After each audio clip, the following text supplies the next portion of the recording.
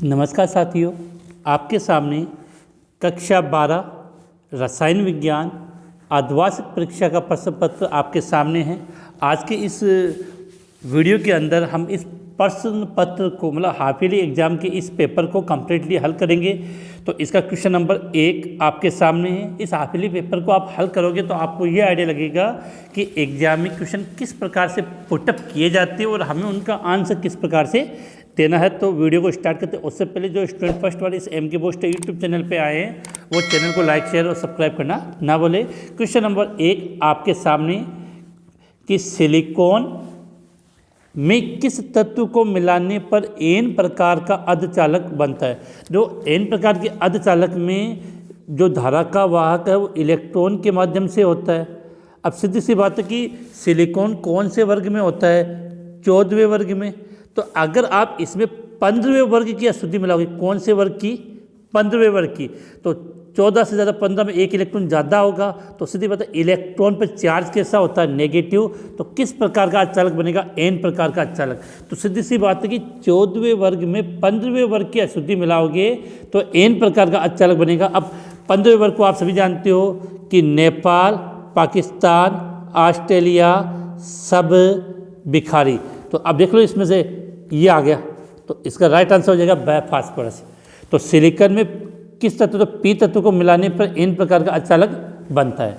इसके बाद चलते हैं क्वेश्चन नंबर 2 पर। यदि NaCl में 10 की पावर माइनस 4% मिलाए तो, अब देखो क्वेश्चन में ही गलती कर दी है कि क्वेश्चन में थोड़ी सी मिसप्रिंटिंग है। यदि NaCl में SrCl2 की 10 की पावर माइनस 4% डोपिंग मिलाई जाए तो रिक्तियों की धनायन की रिक्तियों की सांद्रता होगी। तो इसका राइट आंसर होगा 10 की 6.023 इंटू 10 की पावर 23 मोल इनवर्स। अब इस क्वेश्चन का आंसर ये कैसे है, तो इसका आंसर मैंने स्क्रीनशॉट पे लगा, यहाँ स्क्रीन पे लगा दिया है, वहाँ से आप इसको समझ सकते हो। इसके बाद क्वेश्चन नंबर 3, निम्न में से सहसंयोजक ठोस है, हीरा, ग्रेफाइट, सिलिकेट। तो तीनों के तीनों कैसे हैं, सहसंयोजक ठोस है। तो इसका राइट आंसर क्या होगा, द होगा। इसके बाद चलते हैं नेक्स्ट क्वेश्चन पर कि आयरन की छड़ को कॉपर सल्फेट के विलयन में रखा। तो क्या किया कि एक पात्र लिया, उस पात्र के अंदर किसका विलयन भरा था, CuSO4, और उसमें फिर हमने एक लोहे की छड़ डाल दी, किसकी, Fa की। तो घोल का नीला रंग बदल जाता है, बिल्कुल बात सही है, क्योंकि यहाँ विस्थापन बिक्री हो जाएगी। और लोहे की छड़ पर भूरी रंग की परत जमा हो जाती है, क्योंकि लोहे पर जंग लगने लगता है और जो CuSO4 है उसके स्थान पर FeSO4 बनने लगता है, तो नीला रंग भी बदलने लगता है। अर्थात दोनों बातें सही। इसके बाद अगले ऑप्शन पे चलते हैं कि इसके आगे वाले ऑप्शन पे क्या लिखा हुआ, तो आपकी स्क्रीन के सामने। फिर आगे आपसे ये पूछा गया था कि उपरोक्त में से कोई नहीं है, ए ब दोनों। तो ए और ब दोनों कथन सत्य। अगला पूछा गया है सम मोलर विलयन BaCl2 ग्लूकोज और NaCl के प्राशन दाब का क्रम होगा। क्या पूछा कि सम मोलर विलयन BaCl2 ग्लूकोज और NaCl के प्राशन दाब का क्रम होगा। तो सीधी सी बात है कि इसमें आयनों में जितना ज़्यादा टूटेगा उसका प्राशन दाब उतना अधिक होगा। तो इसका राइट आंसर आपको क्या हो जाएगा, ए हो जाएगा। BaCl2 का सबसे ज़्यादा, उससे कम NaCl का और सबसे कम ग्लूकोज का। अगला क्वेश्चन नंबर 4 आपकी स्क्रीन पे कि निम्न एल्किल हैलाइड का SN1 अभिक्रियाशीलता कम है। तो सबसे पहली बात तो कि देखो SN1 अभिक्रिया के प्रति एल्किल हैलाइड की क्रियाशीलता का क्रम क्या होता है कि 3 डिग्री एल्किल हैलाइड सबसे अधिक क्रियाशील होता है, उससे कम 2 डिग्री और सबसे कम 1 डिग्री होता है। तो सबसे कम देख लो 1 डिग्री कौन सा है, तो ये तो 3 डिग्री एल्किल हैलाइड हो गया, ये 2 डिग्री हो गया, और ये कौन सा 1 डिग्री। तो इसका राइट आंसर कौन सा हो जाएगा, ए। वैसे ऑप्शन 4 नहीं दिए, 3 ही ऑप्शन दिए इसके अंदर। अगला क्वेश्चन, रिक्त स्थानों की पूर्ति कीजिए। तो CH3Br की अभिक्रिया KOH, और KOH कैसा लिया, जलीय लिया है। तो सीधी सी बात है यहाँ से K और यहाँ से Br अलग हो जाएगा और आपका क्या बन जाएगा, CH3OH, मैथिल एल्कोहल का निर्माण हो जाएगा। उसके बाद अगला question, CH2 double bond CH CH2Cl यौगिक का IUPAC नाम लिखो। देखो यहाँ हेलोजन है और इधर डी बंद है, तो काउंटिंग डी बंद की तरफ से होगी पहले। तो 1 2 3, Cl कितने नंबर पे, 3 पे, तो 3 क्लोरो, 3 क्लोरो, ठीक है। अब 3 कार्बन है तो प्रोप डबल बॉन्ड कितने पे, 1, तो 3 क्लोरो प्रोप 1 इन इसका नाम हो जाएगा, 3 क्लोरो प्रोप 1 इन इसका नाम हो जाएगा। अगला क्वेश्चन मैं आपके लिए दे रहा हूँ, काफ़ी इजी क्वेश्चन है। CH3NH2 में नाइट्रोजन परमाणु पर संकरण का प्रकार है। तो इस कंपाउंड में जो मेथिलेमिन आपके सामने दिया गया है, मेथिलेमिन जो आपके सामने दिया गया है, इसमें इस नाइट्रोजन परमाणु का संकरण जल्दी से बता दीजिए। जल्दी से कमेंट, जब तक आप कमेंट्स नहीं करोगे तब तक हम इस वीडियो को आगे नहीं बढ़ाएंगे। तो इसका राइट आंसर हो जाएगा, इसमें नाइट्रोजन परमाणु में संकरण यहाँ कौन सा होता है, sp3। अगला क्वेश्चन है, ग्लूकोज में OH समूह की संख्या 5 होती है और कार्बोनिल समूह की संख्या कितनी होती है। देखो ग्लूकोज की अगर स्ट्रक्चर बनाते हैं तो हम इस प्रकार से बनाते हैं, CHO CHOH4 और CH2OH, तो एक एल्कोहल तो ये हो गया और 4 तो 5 हो गए, लेकिन कार्बोनिल समूह कितना होता है, 1, तो इसका राइट आंसर कितना हो जाएगा, 1। उम्मीद है आपको ये क्वेश्चन के जो आंसर मैं बता रहा हूँ बिल्कुल आपको समझ में आ रहे होंगे और आपके दिमाग में फिट बैठ रहे हैं, तो कमेंट्स करके ज़रूर बताइए। अगला क्वेश्चन आपके लिए, अगर आपको इन क्वेश्चनों के आंसर आते हैं तो आप कमेंट्स में बता सकते हो। अगला है कि निम्नलिखित में A, B की पहचान कीजिए। तो मेथिल क्लोराइड की अभिक्रिया सोडियम आयोडाइड के साथ सूक्ष्म एसीटोन की उपस्थिति में करवाई, तो देखो क्या होता है कि यहाँ से Na और यहाँ से Cl आपका अलग हो जाएगा, तो A के रूप में क्या बनेगा, CH3I हो गया। अब सोडियम आयोडाइड की क्रिया अपने सोडियम धातु के साथ सूक्ष्म ईथर की उपस्थिति में करवाई, तो इसके 2 अणु लेंगे तो आपका क्या बन जाएगा, CH3 प्लस 2Na, यहाँ 2 ले लेंगे। इसका अब जो ये नेम रिएक्शन, ये कौन से नेम रिएक्शन है उसका नाम जल्दी से आप कमेंट्स में बता दीजिए अगर आपको आता है तो। ये रिएक्शन हो गया आपकी वोल्टेज अभिक्रिया। कौन सी, वोल्टेज अभिक्रिया। अगला क्वेश्चन इसके अंदर, निम्न को pK के मान के बढ़ते क्रम में लिखे। तो सीधी सी बात करना, pK का मान जितना अधिक होगा, इसका मान जितना अधिक, अम्ल उसकी अम्लीयता उतनी कम होगी। मतलब pK का मान ज़्यादा तो अम्लीयता क्या होती है, कम होती है। अब देखो इन सभी में सबसे अधिक अम्लीयता नाइट्रोफिनॉल की होती है, उससे कम आपकी फिनॉल की होगी, उससे कम और तो किसोल की होगी, सबसे कम एथेनॉल की होगी। तो जिसकी अम्लीयता जितनी कम होगी उसकी अम्ल pK का मान सबसे अधिक।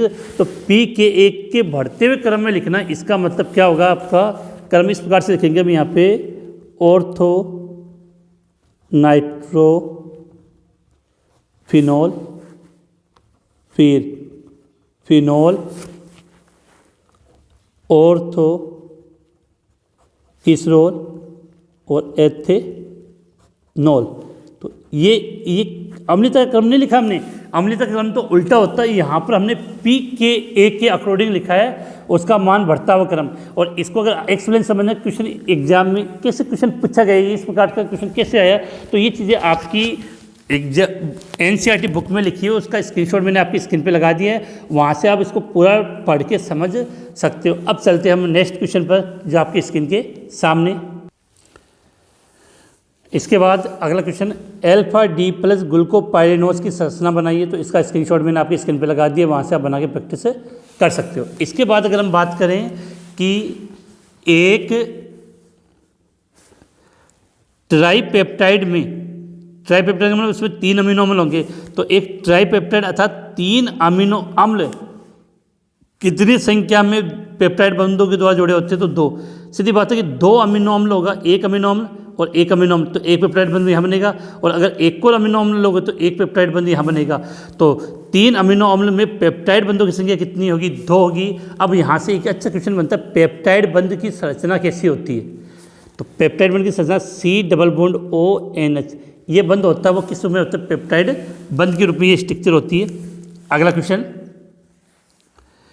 निम्नलिखित अभिक्रिया में MnO4- आयन के 1 मोल के अपचयन के लिए कूलाम में विद्युत की मात्रा का परिकलन कीजिए। तो देखो इस रिएक्शन में साफ किया कि जो MnO4- है वो Mn2 में परिवर्तित होने के लिए कितने इलेक्ट्रॉन ग्रहण करता है, 5 इलेक्ट्रॉन को ग्रहण करता है। तो सीधी सी बात है कि अगर इसमें आप विद्युत आवेश की मात्रा ज्ञात करनी है तो 5 इलेक्ट्रॉन को फैराडे से किसे F मतलब फैराडे से गुणा कर, तो 5 इलेक्ट्रॉन है। अब फैराडे का मान कितना होता है 96,500, तो 5 इंटू 96,500 आएगा। अब इसको आप कैलकुलेट करोगे तो जो आंसर आएगा वो आपका आंसर हो जाएगा।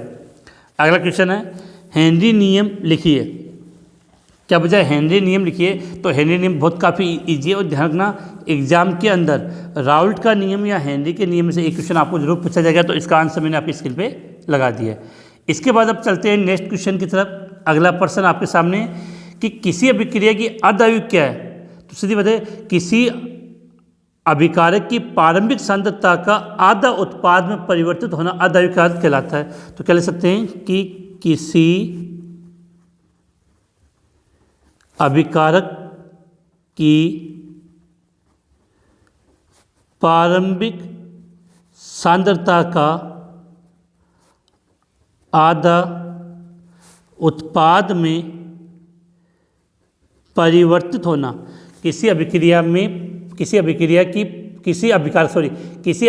की प्रारंभिक सांद्रता का आधा उत्पाद में परिवर्तित होना उसकी अर्धआयु काल कहलाती है। अगला है प्रथम कोटि अभिक्रिया के वेग समीकरण से ये पुष्टि कीजिए कि इस अभिक्रिया की अर्धआयु अभिकारकों की प्रारंभिक सांद्रता पर निर्भर नहीं होती है। तो इसको आप कैसे एक्सप्लेन करोगे, तो इसका आंसर मैंने आपकी स्क्रीन पे लगा दिया है। अगला क्वेश्चन आपसे पूछा गया है क्वेश्चन नंबर 5, मेलाकाइट और केलामाइन अयस्क के धातु क्रम से प्राप्त धातु कौन सी होती है, नाम लिखिए। देखो अगर हमें इनका फॉर्मूला आता है तो प्रश्न है केलामाइट, तो केलामाइट का फॉर्मूला क्या होता है CuCO3.CuOH होल ट्वाइस। इसका मतलब केलामाइट किसका एक्स है, कॉपर का, और केलामाइन होता है ZnCO3 जिंक का। तो सीधी बात है केलामाइड से तो हमें कौन सी धातु प्राप्त होगी, कॉपर, कौन सी, कॉपर, और केलामाइन से जिंक मतलब मेलाकाइट ही है। मेलाकाइट से तो कॉपर धातु प्राप्त होगी और केलामाइन से हमें जिंक धातु प्राप्त होगी। अगला क्वेश्चन है मांड प्रक्रम द्वारा किस धातु का शोधन किया जाता है। काफ़ी अच्छा क्वेश्चन है और काफ़ी बार बोर्ड एग्जाम में पूछा गया। तो मांड प्रक्रम के द्वारा कौन सी धातु होती है, निकल, Ni। मांड प्रक्रम के द्वारा निकल धातु का शोधन किया जाता है। इसके बाद निम्न यौगिकों के आपसे IPSC नाम पूछे गए हैं। तो देखो इधर क्या है कि OCH3 को तो आप क्या बोलोगे, मेथॉक्सी, और C6H5 का मतलब हो गया बेंजीन क्या हो गया, बेंजीन। तो C6H5 OCH3, तो OCH3 को तो आपने नाम दे दिया मेथॉक्सी और ये हो गया बेंजीन। तो इस कंपाउंड का IPSC नाम क्या हो गया, मेथॉक्सी बेंजीन। अब आपसे क्वेश्चन है कि इसका IUPAC नाम तो मैंने बता दिया, आप इसका साधारण नाम जल्दी से कमेंट्स करके बता दीजिए कि इसका साधारण नाम क्या होता है। ठीक है, इसके बाद इस कंपाउंड में देना तो ये थोड़ा सा तो क्या हो जाएगा आपका मेथॉक्सी, कितने नंबर पे जोड़ा, यहाँ से 1 2 3 2 पे। तो इसका IPSC नाम क्या हो जाएगा, 2 मेथॉक्सी प्रोपेन 2 मेथॉक्सी प्रोपेन। उम्मीद है ये चीज़ आपको समझ में आ गई होगी। अब चलते हैं अगले क्वेश्चन की तरफ। एल्कोहल का विकृतीकरण क्या है। एल्कोहल का, देखो एल्कोहल में कॉपर सल्फेट तथा पिरीडिन मिलाने पर वह पीने के अयोग्य हो जाता है। तो लिख सकते हैं कि एल्कोहल में कॉपर सल्फेट तथा पिरीडिन मिलाने पर वह पीने के अयोग्य हो जाता है। इसे एल्कोहल का विकृतीकरण कहते हैं। देखो कॉपर सल्फेट मिलाने से तो उसका रंग है वो नीला हो जाएगा और पिरीडिन मिलाने से उसमें बदबू आने लग जाएगी। तो एल्कोहल का विकृतीकरण क्या है, तो एल्कोहल में कॉपर सल्फेट तथा पिरीडिन मिलाने पर वह पीने के अयोग्य हो जाता है, उसे एल्कोहल का विकृतीकरण कहते हैं। अगला क्वेश्चन पूछा है Am2+ आयन Z बराबर 29 के प्रचक्रण मात्र चुंबकीय आघूर्ण की गणना कीजिए। देखो चुंबकीय आघूर्ण ज्ञात करने का फॉर्मूला क्या होता है, अंडरूट म्यू बराबर अंडरूट n n+2। अब एन का मतलब क्या होता है? एन का मतलब होता है अयुग्मित इलेक्ट्रॉन।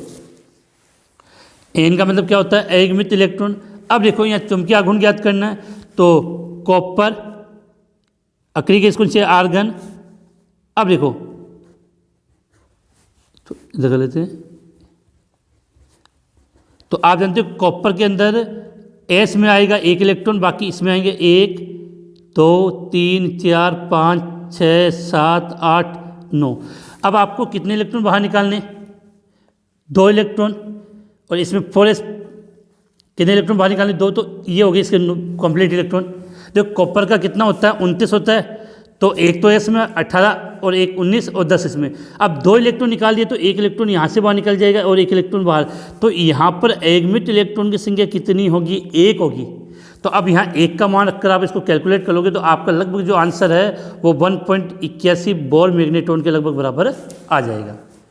इसके बाद जो अगला क्वेश्चन है, यूरोपियन जेड बराबर 63, यूरोपियन का परमाणु क्रमांक 63 के लिए 4f और 6x में इलेक्ट्रॉनों की संख्या लिखिए। तो इसके अगर इलेक्ट्रॉनिक विन्यास की बात करें, यूरोपियम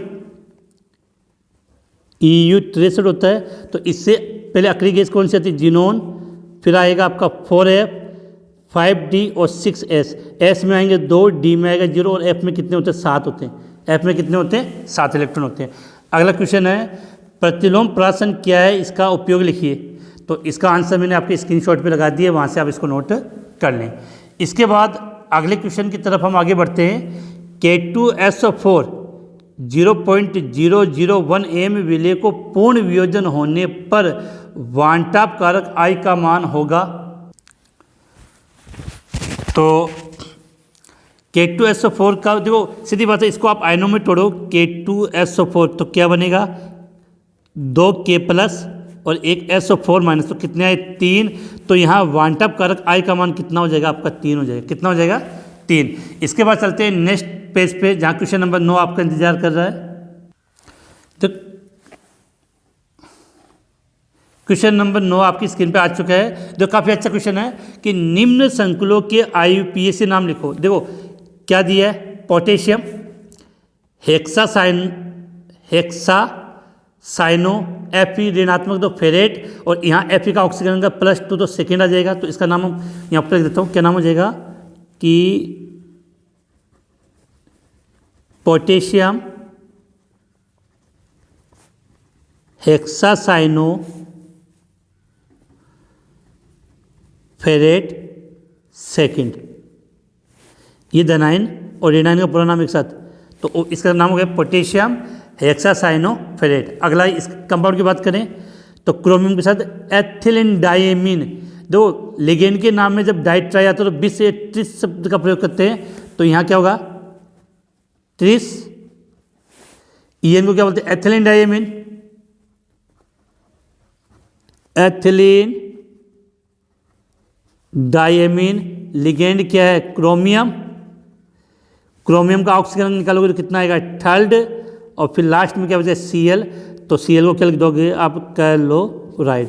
तो ट्रिप्स हो जाएगा, ये ट्रिप्स एथिलीन डायमीन क्रोमियम थल क्लोराइड। अगले क्वेश्चन में आपसे क्या पूछा गया है कि निम्न संकुलों की उपसंयोजन संख्या बताइए।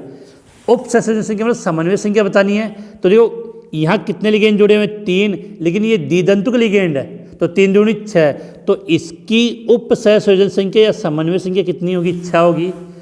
अब देखो CO ये द्विदंतुक लिगेंड है तो इसकी तो 2 हो गई, यहाँ 2, लेकिन ये द्विदंतुक लिगेंड है तो कितनी होगी? 6, तो इसकी भी समन्वय संख्या कितनी होगी? 6 होगी। इसके बाद चलते हैं नेक्स्ट क्वेश्चन पर कि उचित उदाहरणों सहित अभिक्रिया की समीकरण लिखिए। 4 समीकरण दिए आपको। रोजेनमुंड अपचन अभिक्रिया, गाटरमान अभिक्रिया, केनिजारो अभिक्रिया, हेल वोलार्ड जेलेंस्की अभिक्रिया।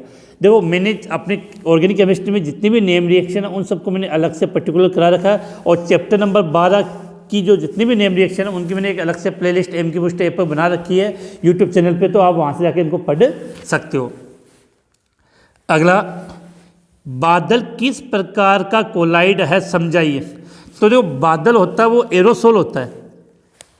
बादल किस प्रकार का कोलाइडी विलियन है, तो आपको याद करना है एरोसोल, क्योंकि इसमें जो द्रव होता है उसकी मात्रा कम होती है और गैस की मात्रा क्या होती है, ज़्यादा होती है। तो बादल में जो द्रव है वो परिक्षेप प्रावस्था में होगा और गैस होती है वो परिक्षेपण माध्यम के रूप में।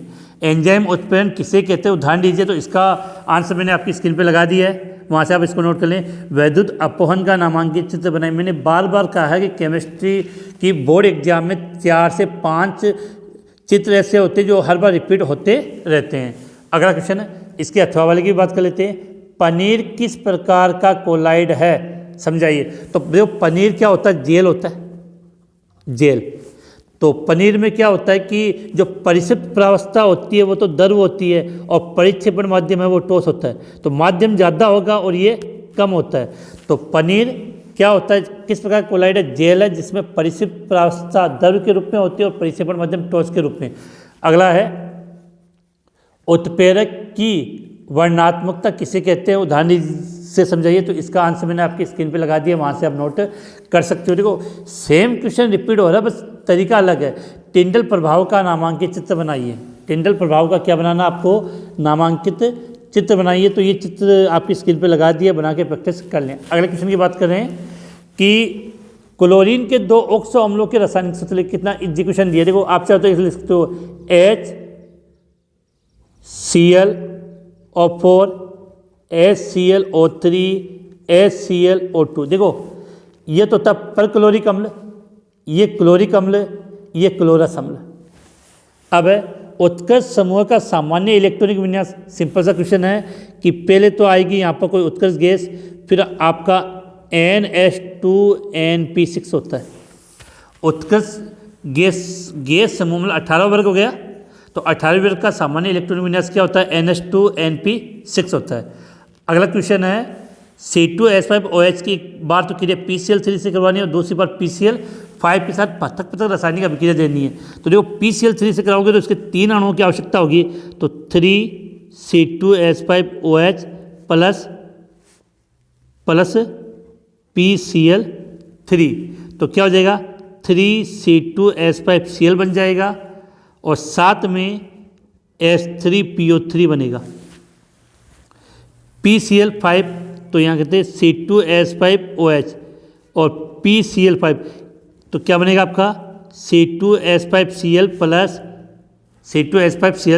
प्लस POCl3 प्लस HCl बनता है। अब बात करते हैं सल्फर के 2 ऑक्सी अम्लों के नाम लिखो।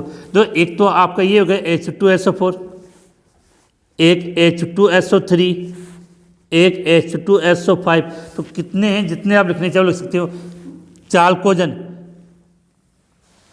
जो 16वें वर्ग के तत्व होते हैं, कौन से वर्ग के, 16वें वर्ग के जो तत्व होते हैं उनको हम क्या कहते हैं, चाल्कोजन कहते हैं। तो 16वें वर्ग के तत्व का सामान्य इलेक्ट्रॉन विन्यास क्या हो जाएगा, NH2NP4। 16वें वर्ग के तत्वों का सामान्य इलेक्ट्रॉनिक विन्यास क्या हो जाएगा, NH2NP4। तो चाल्कोजन समूह का सामान्य इलेक्ट्रॉनिक विन्यास। इसके बाद क्लोरीन की NOH और ठंडे व तनु और गर्म व शांत के साथ पृथक पृथक रासायनिक अभिक्रिया लिखें। तो देखो क्लोरीन की इनके साथ जो रिएक्शन है वो एग्जाम में काफ़ी बार पूछी गई और काफ़ी बार इस पी ब्लॉक वाले चैप्टर से क्वेश्चन आता है। तो इसका आंसर हम इस प्रकार से लिखेंगे। तो देखो पहले हम इस ठंडे व तनु के साथ क्रिया करा लेते हैं। ठंडे व तनु के साथ तो रिएक्शन कैसे बनेगी, 2NaOH प्लस Cl2 से आपने क्रिया कराई, Cl2 लिखा है, तो क्या बनेगा 2NaCl plus NaOCl plus H2O, ये बनता है। अगर गर्म के साथ करवाओगे तो ये तो थी आपका ठंडा व तनु, गर्म के साथ कराओगे तो क्रिया होगी आपकी 6NaOH प्लस 3Cl2 से 5NaCl plus NaClO3 plus 3H2। तो इस प्रकार से मैंने ये हाफ ईयरली एग्जाम का ये जो पेपर है वो कम्प्लीटली सॉल्व करवा दिया है। अगर आप इसको कम्प्लीटली हल कर लोगे तो इसमें से काफ़ी क्वेश्चन आपको अपनी हाफ ईयरली एग्जाम और बोर्ड एग्जाम में देखने को मिलेंगे। दूसरी बात, जब पेपर को हल करते हैं तो क्वेश्चन किस प्रकार से आता है, कैसे हमें उसका आंसर लिखना है, इन सब के बारे में अपने को कंप्लीट जानकारी होती है। इसी के साथ आज के इस वीडियो को हम यहीं समाप्त करेंगे, फिर मिलेंगे नए चैप्टर के साथ।